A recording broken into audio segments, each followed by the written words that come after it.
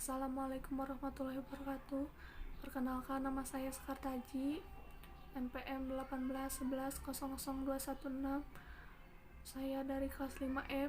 Di sini saya akan mempresentasikan pengelolaan operasi produksi yang berkenaan dengan agregat.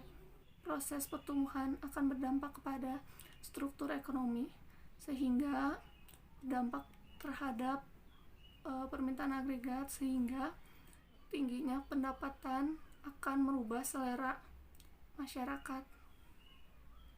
Lalu, apa sih perencanaan agregat itu? Perencanaan agregat adalah suatu metode untuk perencanaan produksi dalam jangka waktu 3-18 bulan ke depan. Manajer operasional berupaya menentukan berapa tenaga kerja, berapa tingkat ketersediaan waktu lembur, berapa tingkat nilai subkontrak, dan variabel-variabel yang bisa dikendalikan. Tujuan perencanaan agregat yang pertama, mampu merencanakan produksi, inventory, dan sumber daya yang stabil. Yang kedua, dapat membuat strategi perencanaan produksi sehingga dapat menekan total biaya produksi. Yang tiga, mampu memahami perencanaan agregat dan kapasitas. Pemahaman tentang rencana agregat. Yang pertama, keputusan penjadwalan menyangkut proses masalah mencocokkan produktivitas dengan permintaan yang fluktuatif. Perencanaan agregat termasuk perencanaan jangka menengah. Yang kedua, permasalahan perencanaan agregat dapat diselesaikan dengan mempertimbangkan pilihan-pilihan yang tersedia.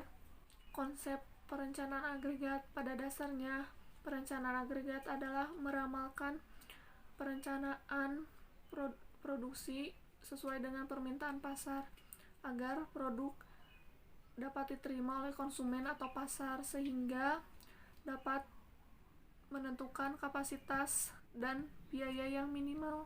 Rencana operasi agregat adalah peramalan terhadap suatu permintaan produk di pasar. Ini menjadi salah satu langkah awal untuk merencanakan produksi dan pengendalian produksi.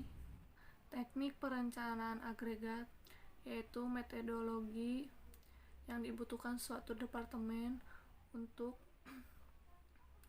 melakukan penjadwalan produksi dan pengendalian produksi yang dibuat jadwal induk oleh suatu departemen. Master scheduling. Menurut Syekh 2002, master production schedule merupakan mempresentasikan suatu proses perencanaan produksi di perusahaan yang diekspresikan ke dalam konfigurasi, dengan konfigurasi jumlah dan tanggal sesuai dengan spesifikasi. Menurut Syekh 2002, MPS terdiri dari yang pertama, produk jadi atau bagian modul standar yang diproduksi. Yang kedua, kuantitas item yang diproduksi. Yang ketiga, kapan item-item dikirim.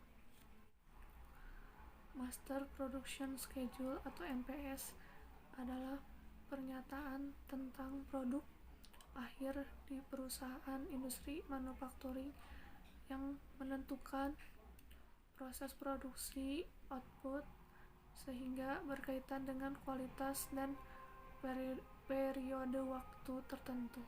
Aktivitas penjadwalan produksi induk. Yang pertama, menyusun MPS. Yang kedua, memperbaharui MPS. Yang ketiga, memproses produksi. Yang keempat, memelihara catatan-catatan. Yang kelima, mengevaluasi. Yang keenam, menyusun laporan atau memberikan laporan. Mungkin sekian presentasi yang bisa saya sampaikan. Mohon maaf bila banyak kekurangan karena saya masih dalam tahap proses belajar. Wassalamualaikum warahmatullahi wabarakatuh.